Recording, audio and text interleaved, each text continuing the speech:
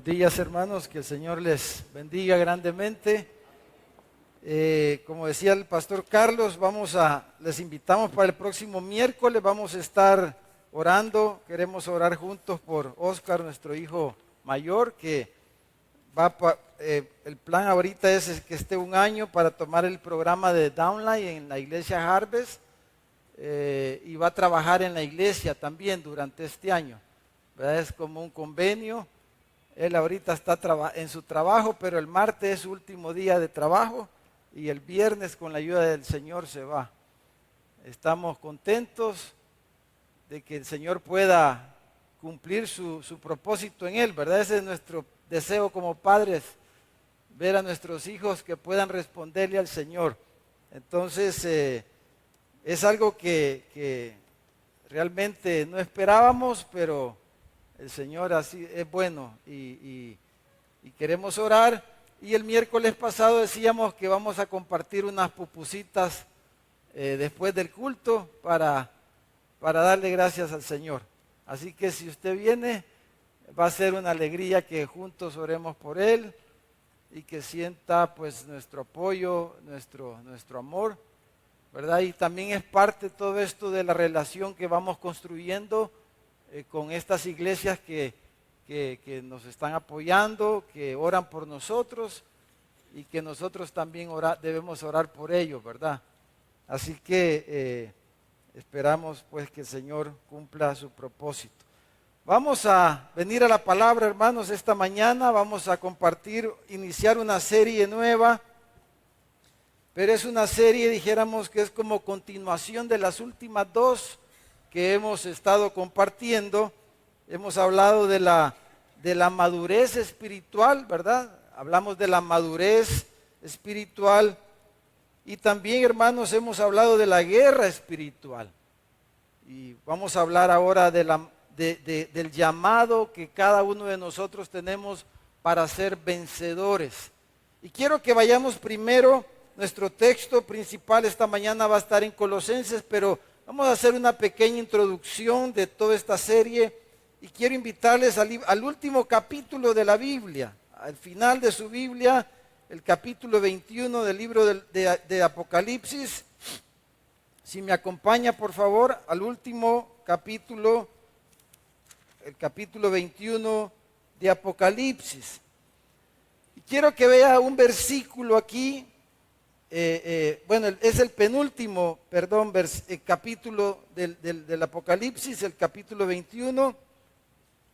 Y quiero que veamos aquí un versículo que nos habla precisamente de este llamado que Dios nos hace, y es el versículo 7. El versículo 7 dice el escritor, ¿verdad? Juan. Dice, el que venciere, heredará todas las cosas, y yo seré su Dios, y él será mi hijo. El libro de Apocalipsis, hermano, vamos a estarlo usando para esta serie bastante, dijéramos. Pero esta expresión, esta frase, esta oración, en este libro, el que venciere, esta oración, esta frase se repite al menos 8 veces en el libro de Apocalipsis. 8 veces. Una vez aquí y las otras 7 veces en el capítulo 2 y 3, cuando el Señor le está hablando su mensaje a cada una de las iglesias. Y a cada una de las iglesias, si usted puede ver rápido en el capítulo 2, versículo 7, en el versículo 11, en el versículo 17, en el versículo 26, en el versículo 5 del capítulo 3, en el versículo 12 y en el versículo 21, al final de su mensaje a cada una de las iglesias, el Señor les repite esta frase y les dice, al que venciere. O sea, es algo condicional, es algo condicional, y dice, al que venciere, yo le daré estos galardones. Y hablábamos días atrás, ¿verdad?, que los galardones están relacionados también con la madurez espiritual. Y los galardones son para aquellos que son, dice el libro de Apocalipsis, vencedores. En el libro de Apocalipsis, hermanos, tenemos, dijéramos, la victoria de Cristo de una manera desnuda, pudiéramos decir. Está claro, de eso trata el libro de Apocalipsis, de que nosotros podamos recibir y entender el mensaje de que Cristo, nuestro Señor, ha vencido. Amén. Él ha vencido. Él ha triunfado sobre los poderes de este mundo. Él ha triunfado sobre los poderes de las tinieblas. Él ha triunfado sobre los poderes del pecado. Pero Él nos invita a cada uno de nosotros. Él invita a la iglesia. Él nos invita a cada uno de nosotros a ser vencedores como Él es vencedor. Entonces, la pregunta que debemos respondernos a través de esta serie es: ¿cómo estamos viéndonos de manera personal en relación a esta victoria que el Señor nos manda, nos llama a vivir? Y el libro de Apocalipsis nos anima a que podamos nosotros ser vencedores. El libro de Apocalipsis nos desafía, nos anima, nos exhorta a pelear, a vencer, no a ser cobardes, porque si usted mira al final, si usted recuerda, en el capítulo siguiente el escritor dice que los cobardes van a ser echados fuera. Y una de las cosas que contrastan los últimos dos capítulos es el ser vencedor con el ser cobarde. Él dice, sé un vencedor, al que venciere, yo le daré todas estas cosas. Pero por otro lado, el escritor Juan habla de los cobardes que van a ser echados fuera. Hemos dicho que la salvación, amados hermanos, es una dádiva de Dios, ¿verdad? Es un regalo de Dios. La salvación no tenemos que hacer absolutamente ninguna obra para ganarla o para merecerla.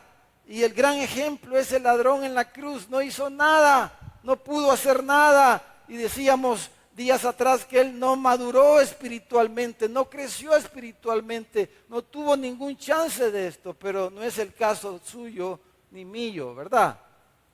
Usted está aquí, estamos aquí respirando. ¿Cuántos años tenemos algunos de ser creyentes? Entonces Él nos llama a pelear la batalla espiritual que está puesta delante de nosotros, a que peleemos contra el pecado, contra los poderes del mal, contra el poder de este mundo.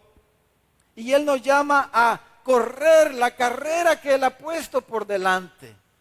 Puesto, dice, los ojos en Jesús. Él nos llama a pelear, Él nos llama a luchar esta batalla. Entonces, vayamos con esa pequeña introducción, vayamos a la carta de Colosenses, al capítulo 2, y leamos del versículo 13 al versículo 15. Colosenses capítulo 2, versículo 13 y versículo 15. Y lo que quiero que veamos aquí, hermanos, es como Pablo en esta carta, al escribirle a la iglesia en Colosas, él les muestra claramente, dijéramos, el lugar de la victoria de Jesús. El lugar donde Él triunfó finalmente, el lugar de la victoria final de Jesús. Y que tiene que ver con lo que vamos a celebrar esta mañana. Vamos a tomar la cena del Señor. Y el lugar de la victoria final de Jesús, ¿cuál fue, mis amados hermanos? ¿Dónde triunfó Jesús finalmente, ya de una manera consumada, dijéramos? En la cruz del Calvario. En la cruz Él dijo, consumado es, he triunfado, he acabado mi carrera, he acabado mi lucha, he triunfado, he vencido, se ha hecho, está consumado, dijo Jesús. Y Pablo habla de eso. Leamos del versículo 13 al versículo 15. Y a vosotros, dice, nosotros los creyentes, estando muertos en pecados y en la incircuncisión de vuestra carne, dice que os dio vida juntamente con Él. Cristo nos dio vida en la cruz del Calvario.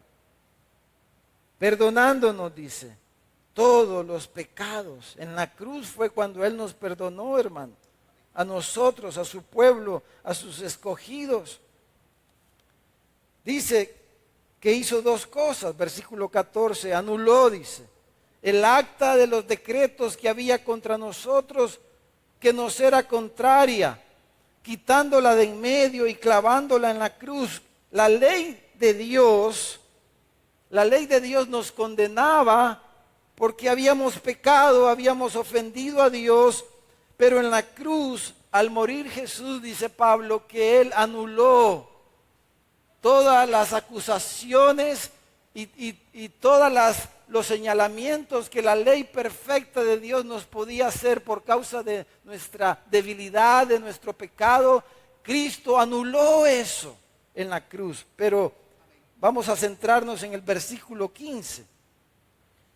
Dice que además en la cruz despojó, dice, a los principados y a las potestades, los exhibió, dice, públicamente, triunfando sobre ellos en la cruz. Repitamos el versículo 15, dice, despojando a los principados y a las potestades, los exhibió públicamente, triunfando sobre ellos en la cruz. Hermanos, el lugar de la victoria es la cruz, dice. Ahí Jesús exhibió su triunfo sobre los poderes del mal, los venció. Jesús fue un vencedor y en la cruz Él consumó su victoria contra el diablo, contra las huestes de maldad, contra los principados, dice, y las potestades. Ha existido en algunos comentaristas de la Biblia en este versículo, algunos tienen dudas si se refiere aquí a esos principados y potestades, si se refiere a los ángeles buenos o a los ángeles malos. Bueno, yo creo que no hay mucha duda en el versículo acerca de cuáles principados y potestades, a cuáles ángeles se refiere Pablo, y es a los demonios, a los ángeles malos que se convirtieron en demonios. Porque dice que los despojó, dice. Veamos el versículo, los despojó. Al morir en la cruz, Jesús despojó, dijéramos, la credibilidad de ellos. Despojó el poder que ellos tenían, la influencia que ellos tenían. Hace unos días atrás, no recuerdo en qué ciudad fue, en qué lugar, un influencer, ¿verdad? Así se le llama hoy a los youtubers y a estas personas que se vuelven populares por cualquier cosa en las redes sociales, ¿verdad? Por eso Agustín Laje, ¿verdad?, que es un filósofo moderno que les recomiendo que lo escuchen. Él no es un cristiano profeso, pero todo lo que habla prácticamente está de acuerdo a los principios cristianos. Pero él ha escrito un libro que se llama La generación idiota, le llama. Sí le llama él. Porque hoy día, por cualquier tontera en las redes sociales, la gente se vuelve popular. Porque la gente no piensa. Porque la gente cualquier cosa la sigue. Entonces, Jesús dice que despojó esa influencia, ese poder. Pero lo que me venía a la mente es que este influencer que reunió no sé cuántos miles de gente en esta ciudad y se volvió un caos, una locura ahí, parece que lo agarraron preso después. Pero Cristo en la cruz, hermanos, despojó de toda influencia, de todo poder, de todo privilegio, dice a los principados y potestades. O sea, quiere decir principados y potestades, todos aquellos que tienen autoridad y tienen libertad para decidir como les plazca, pudiéramos decir. Los que estaban en autoridad, los principados y potestades, Cristo en la cruz, pero esos que tenían autoridad, pero para el mal, los demonios, Satanás y sus demonios, dice que los despojó de ese poder, de esa influencia. Y dice que los exhibió, dice. O sea, los expuso a la vista pública, los exhibió públicamente. Y un comentarista dice que la palabra exhibir se refiere al acto de Cristo con respecto a estas autoridades de exhibirlo públicamente como un vencedor en aquellos tiempos, ¿verdad? Era común que cuando un capitán iba a la guerra, un general, ¿verdad? De un ejército iba a la guerra y triunfaba, cuando regresaba a la ciudad, al pueblo, al lugar donde ellos vivía, la capital, dijéramos, del reinado, de la nación, resulta que se hacía una procesión, ¿verdad? Y el general era recibido, él en su carruaje, era recibido por las multitudes que lo ovacionaban, que con palmeras, con aplausos, con guirnaldas, con esto y lo otro, lo ovacionaban y celebraban su victoria. Y entonces algunos dicen de que algunos prisioneros o los prisioneros que traían de la guerra iban delante del carruaje del general, iban encadenados y eran exhibidos como trofeos, como algo visible de la victoria que habían tenido y como evidencia de que había triunfado sobre sus enemigos, y venían los prisioneros ahí avergonzados, encadenados, y que habían perdido toda libertad, toda autoridad. Y esa es la idea, según algunos comentaristas, que Pablo tiene en la mente, que es lo que Cristo hizo cuando Él murió en la cruz. Él los exhibió, dice, públicamente, los puso a la vista de todos. Y de esa manera, dice el versículo 15, que triunfando, dice, sobre ellos, sobre sus adversarios espirituales. El versículo 14 se refiere al problema de la ley que estaba en contra de nosotros, pero aquí el versículo 15 se refiere al poder de los demonios, al poder de Satanás y de sus ángeles en toda su creación, su influencia sobre los ángeles buenos que no pecaron y su influencia sobre nosotros también. Cristo, dice, los exhibió en la cruz, y de esa manera los exhibió públicamente en la cruz del Calvario. Ahora, la pregunta normal, creo yo, que surge cuando pensamos en esta escena y en lo que Pablo nos está diciendo aquí en el versículo 15, hermanos, la pregunta que nos puede venir a cualquiera a nuestra mente es: ¿y por qué Cristo hizo eso? ¿Por qué Él tuvo que hacer eso? ¿Y qué impacto puede tener eso que Cristo hizo con los demonios, con los ángeles caídos? ¿Qué impacto puede tener eso hoy en mi vida cristiana, en mi vida espiritual, en su vida espiritual? ¿Qué impacto, qué consecuencias tiene ese acto de Cristo de exhibirlo públicamente a estos demonios, a estos principados? ¿Por qué Cristo hizo eso? No sé si usted se ha preguntado o se ha hecho esa pregunta. Ahora, esto nos muestra, hermanos, que es importante la exhibición pública en muchos aspectos. Al exhibir públicamente, pudiéramos decir que se sana, que se previene futuras rebeliones. Quizás los enemigos de ese general, ¿verdad? Cuando el general regresaba de la batalla y miraba cuántos presos traía y había esta exhibición y esta procesión, ¿verdad? Este recibimiento, y llegaba eso a oídos de sus enemigos, de otros enemigos, entonces pudieran decir sus enemigos: no, hombre, este poderoso, ¿verdad? No lo vamos a atacar, es poderoso. Bueno, es lo que ha pasado aquí en nuestro país, ¿verdad? Es un ejemplo.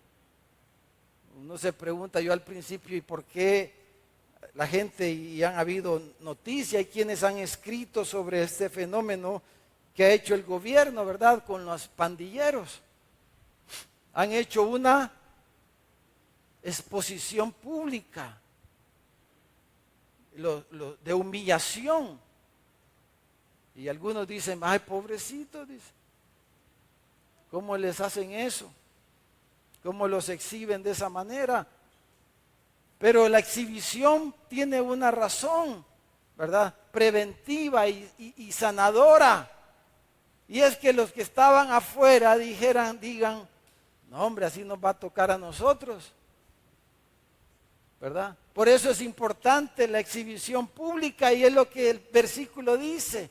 Bueno, es un principio bíblico que han aplicado y han sido listos y sabios al aplicar ese principio, porque es lo que Cristo hizo en la cruz del Calvario, dice Pablo. Dice que Él exhibió a sus enemigos en la cruz del Calvario. Los expuso públicamente, los expuso al escrutinio de todos los que podían mirar, dijéramos. Porque hermanos, la cruz es, dijéramos, el testimonio final de la mentira de Satanás, nuestro enemigo y el enemigo de Dios. La mentira del diablo acerca de quién es nuestro Dios, quién es el creador, el origen de todas las cosas. En la cruz quedó claro que Satanás, que el diablo, solo había venido a matar, a robar, a destruir. Y que Jesús había venido, como Él dijo, a darnos vida y vida en abundancia. En la cruz quedó claro que el inocente, el que no había cometido pecado, murió por los pecadores. El inocente por los culpables, por nosotros. En la cruz quedó en evidencia todo esto. Ahora, Satanás, hermanos, desde el principio, desde su pecado en el cielo, ¿verdad? Porque ustedes saben, podemos extraer de la Biblia que hubo una rebelión en el cielo y así se introdujo la maldad en la creación de Dios. Todo comenzó en el cielo de Dios. En los cielos de Dios comenzó la rebelión. La imagen que nosotros tenemos de Satanás siempre es, ¿verdad?, con cachos, con cola, algo infernal, y así es. Pero Satanás, hermanos, es un ángel. Y la Biblia dice que era un ángel hermoso, era un ángel de luz, un arcángel que tenía mucha autoridad entre los ángeles con mayor autoridad en el cielo. Y la Biblia dice que Satanás, que este ángel lucero, ¿verdad? El lucero de la mañana, el Luzbel, dice que este ángel era el que dirigía la alabanza a Dios. Pero un día se halló maldad, dice, en su corazón. Y entonces Satanás hizo en el cielo lo mismo que vemos que hizo allá en Génesis capítulo 3. ¿Se recuerdan? Cuando estaba Adán y Eva ahí en el jardín. Satanás, como una serpiente, dice que vino y le habló a Eva y le dijo, con que Dios os ha dicho. Y esa expresión, con que Dios os ha dicho, él estaba poniendo en duda el carácter de Dios, que es santo y justo. Satanás puso en duda delante de Eva el carácter santo y justo de nuestro Dios, con que Dios os ha dicho. En otras palabras, él le dijo, Dios es un mentiroso, porque sabe Dios que el día que de él comas, serán abiertos vuestros ojos y conoceréis el bien y el mal, y Dios es un egoísta. Era lo que estaba implícito. Dios es un mentiroso porque no vas a morir. Dios es un egoísta porque Él no quiere que tú conozcas el bien y el mal como Él lo conoce. Sino que sabe Dios, Él es un ególatra, Él es un déspota, es un dictador. Dios, eso fue todo lo que estaba implícito en las palabras de Satanás con Eva, porque Él no quiere tener competencia. Cuando ustedes coman ese fruto, van a ser como Dios, van a ser como Él es, y Él no quiere eso porque Él es egoísta, es ególatra. Satanás puso en duda a Dios delante de Adán y Eva. Pero era lo mismo que Satanás había hecho en el cielo, hermanos. Es lo mismo que Satanás hizo en el cielo. Mire, leamos solo estos versículos. Hay dos pasajes en la Biblia, Isaías 14 y en Ezequiel 28, pero acompáñenme a Ezequiel 28. Vamos a leer unos versículos nada más. Ezequiel capítulo 28, versículo 14. Y aquí nos describe lo que Satanás hizo. Dice, tú, dice, querubín grande, protector, yo te puse en el santo monte de Dios, ahí estuviste en medio de las piedras de fuego, te paseabas. Perfecto eras en todos tus caminos, desde el día que fuiste creado hasta que se halló en ti maldad.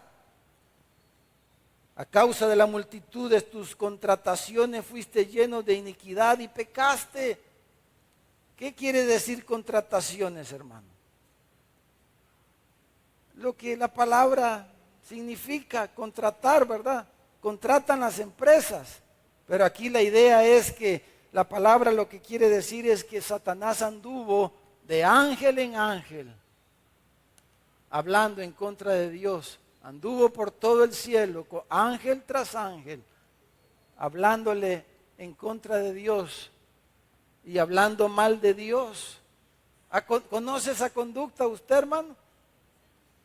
Satanás andaba hablándole mal de Dios a los ángeles. Y en esa conducta logró engañar Satanás, hermano, a la tercera parte de los ángeles del cielo, que se convirtieron en demonios. Pero esos ángeles eran autoridades en el cielo, tenían poder, influencia. Y Satanás los contrató, los engañó, y la manera que lo hizo es poniendo en duda el carácter santo y justo de Dios. Dice que al hacer eso se llenó de iniquidad y pecó, por lo que yo, dice, te eché del monte de Dios y te arrojé de entre las piedras del fuego, oh querubín, protector, dice el versículo 16. Hermano, desde ese momento Satanás fue echado de su lugar. Pero hermanos, aunque ahí en ese mismo acto Dios juzgó a Satanás, a ese querubín, a ese ángel, también en Génesis 3 vemos que Dios juzgó a Satanás y le dijo, te vas a arrastrar en el polvo como una serpiente, vas a convivir y vas a alimentarte del polvo de la tierra, de la carnalidad de los hombres, de eso te vas a alimentar, etcétera. Porque aunque Dios lo juzgó desde el mismo momento, pero la forma en que Dios ha aplicado su juicio, su disciplina, ha sido un proceso que se consumó en la cruz del Calvario, en la obra de Cristo. Por eso ahí dice que lo exhibió, porque Él dejó la duda, pues.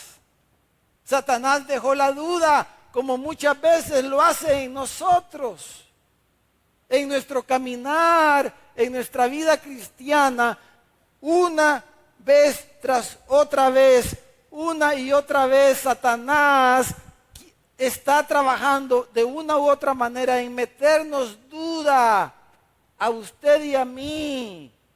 ¿Nunca ha sentido eso, hermano? Duda. De una o de otra manera. Esa es su manera de actuar siempre, desde el principio. Hablando mal de quien sea. Hablando mal de una forma o de otra. Buscando cómo. Entonces dice, mire, versículo 17. Se enalteció tu corazón, dice, a causa de tu hermosura. Se creyó más que Dios. El otro pasaje en Isaías dice que se quería sentar a los lados del norte. Quería tomar el trono de Dios. Dice, corrompiste tu sabiduría porque usó su sabiduría para lo malo a causa de tu esplendor. Dice, yo te arrojaré por tierra. Delante de los reyes te pondré para que miren en ti con la multitud de tus maldades y con la iniquidad de tus contrataciones. Profanaste tu santuario, el lugar que te había dado, el lugar de honor, de santidad que te había dado, lo profanaste. Yo pues, dice, te saqué fuego de en medio de ti, el cual te consumió y te puse en ceniza sobre la tierra a los ojos de todos los que te miran. Entonces, todos los ángeles del cielo, hermanos, vieron esto. Obviamente usted y yo no, ¿verdad? Pero los ángeles del cielo vieron todo esto que está diciendo ahí el profeta. Las otras 2/3 partes del cielo de ángeles vieron esto. Vieron a la tercera parte que siguió a Satanás. Vieron y escucharon todo lo que Satanás, este ángel, dijo de Dios. Entonces, en el plan de Dios, en su plan de redención, en el plan de Dios que es incomprensible a nuestra mente, Él diseñó un plan de redención, el plan de salvar a su creación, y por eso envió a su Hijo Jesús. Y entonces cuando Él murió en la cruz, por eso dice Pablo que los exhibió públicamente, no tanto para los hombres, para nosotros, sino en primer lugar para los ángeles buenos. Ahí se sanaron completamente porque los ángeles pudieron haber quedado y seguramente con alguna duda diciendo, tenía razón quizás Satanás.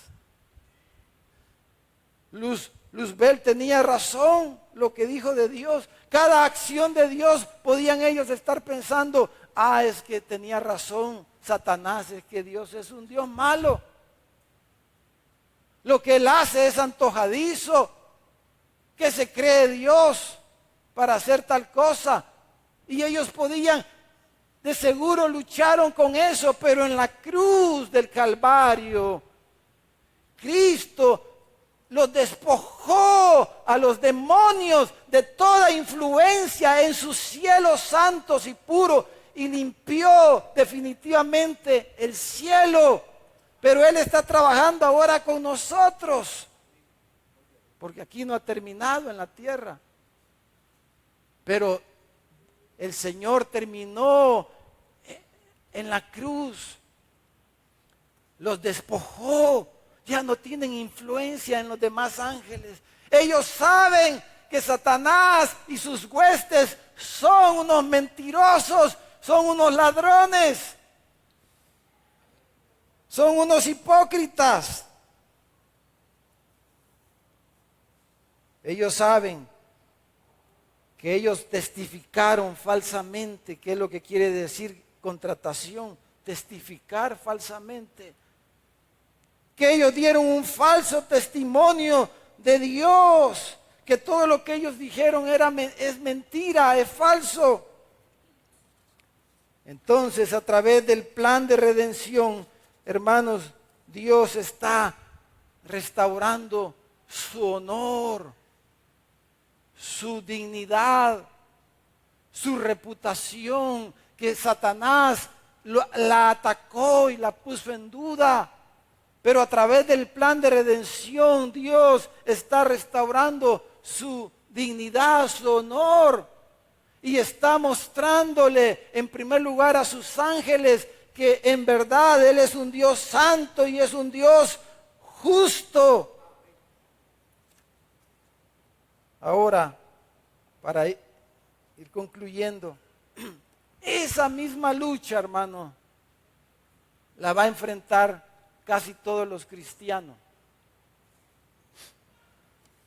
Esa misma batalla la vamos a enfrentar cada uno de nosotros. En algún momento de nuestra vida cristiana, si usted no lo ha enfrentado, aunque sea un poquito, en algún momento lo va a enfrentar, donde venga la duda, el cuestionamiento acerca de Dios, acerca de la iglesia, acerca de esto y de las cosas de Dios.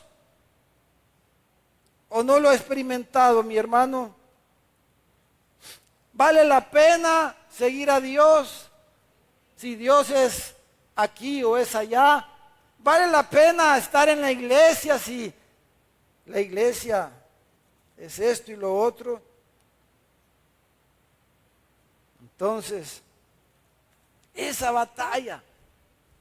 Por eso dice Juan, dice, les escribo a ustedes jóvenes, porque habéis vencido al maligno. ¿Qué quiere decir eso? Vamos a ahondar en eso en mensajes futuros, pero ¿qué quiere decir eso, hermano? Que esta lucha en la mente, en el corazón, que esta batalla la han sobrepasado, porque los niños no se dan cuenta, los niños no tienen problemas. Los niños, lo que ellos juegan, eso es todo lo que ellos saben y quieren hacer, ¿verdad? Los niños, jugar, divertirse. Así los niños espirituales, ellos no se dan cuenta de esto que estamos hablando. Pero los que van avanzando en la vida cristiana, los que van madurando, se van a encontrar con esto.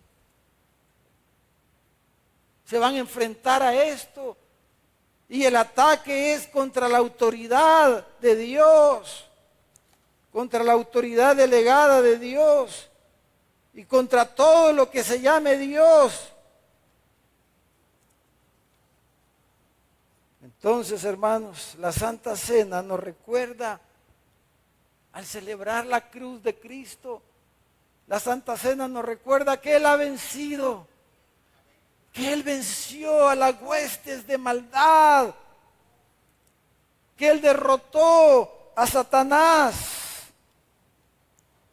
Pero también la Santa Cena nos recuerda de que Él nos hace un llamado a vencer, a pelear esta batalla, a que no te dejes vencer tan fácilmente, a que no te acobardes, sino que a que te levantes en el nombre del Señor.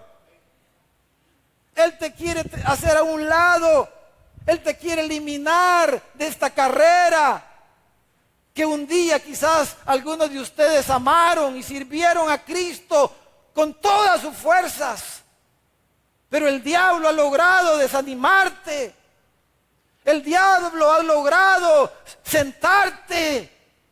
Y algunos los ha sacado aún de la iglesia en su frustración, en sus dudas, en sus luchas que no han podido atravesar, vencer.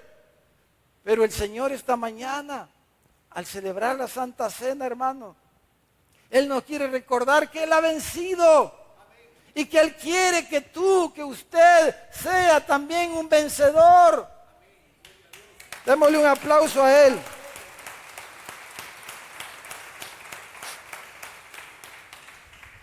Y el libro de Apocalipsis, hermano, nos dice que los que han vencido al diablo en el capítulo 2. Y nos dice cómo lo vencieron también. Esta mañana digámosle al Señor, Padre, ayúdame. Quiero ser un vencedor. ¿Quién quiere ser un derrotado? Levante su mano, hermano. Alguien dice, yo quiero ser un derrotado. Nadie quiere ser derrotado. Ni Cristo, ni el Señor quiere que usted sea y yo seamos un derrotado. Él quiere que nos levantemos en el nombre del Señor, como su ejército. No quiere que estemos ahí inútiles, sin hacer nada en contra de las huestes del diablo, de las tinieblas que tiene cautivo este mundo. Por eso dijo Jesús, voy a edificar mi iglesia, la voy a madurar a mi iglesia, voy a edificar mi iglesia y las puertas del Hades no prevalecerán contra ella, porque van a ser vencedores. Padre, esta mañana, Señor, aquí estamos. Gracias por congregarnos, Señor. ¿Cuántas veces el enemigo de nuestras almas, Señor, nos ha atacado y no nos ha querido inutilizar, aún sacar de la iglesia, Señor? Pero gracias que aquí estamos. Gracias por mis hermanos y hermanas. Pero, Señor, oramos por aquellos que quizás van a ver este mensaje, están desilusionados contigo o están desilusionados de tu iglesia. Padre, usa este mensaje para recordarles que esa no es la manera en que tú quieres que estén. Que tenemos un enemigo que no va a descansar día y noche para meter cizaña en nuestros corazones, para desanimarnos, para emproblemarnos, para eliminarnos. Pero, Señor, nosotros sabemos que es un mentiroso, es un falso, es un ladrón, es un asesino. Pero que tú, Señor, has venido a darnos vida y vida en abundancia. Tú nos has llamado a levantarnos en tu nombre para hacer tu trabajo en este mundo hasta que tú nos llames. Señor, levántanos. Anímanos, Señor. Oh Dios, en el nombre de Jesús. Señor, y esta mañana al tomar la Santa Cena y recordar tu muerte, recordar tu muerte, Señor, no solamente no recordamos tu muerte como una derrota, sino al contrario. En la cruz, Señor, tú lo exhibiste públicamente. En la cruz triunfaste sobre las tinieblas y venciste. Y ahora tú nos llamas a ser vencedores. Tú nos llamas a cada uno de nosotros, Señor, a pelear esta batalla y a correr esta carrera. Y nos animas ofreciéndonos grandes galardones. Tú nos quieres animar y nos dice: al que venciere, yo le daré todas estas cosas.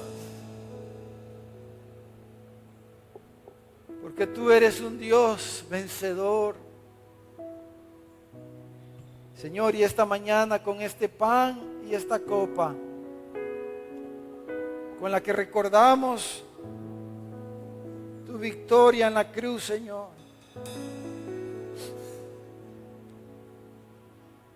Al entregar tu cuerpo puro, como una ofrenda perfecta por el pecado, y derramar tu sangre, Señor. Nos hiciste para ti, y esta mañana usa estos elementos, Señor, para que recordemos que tu muerte es nuestra victoria y fue tu victoria, Señor. Gracias, Padre. Gracias, Señor.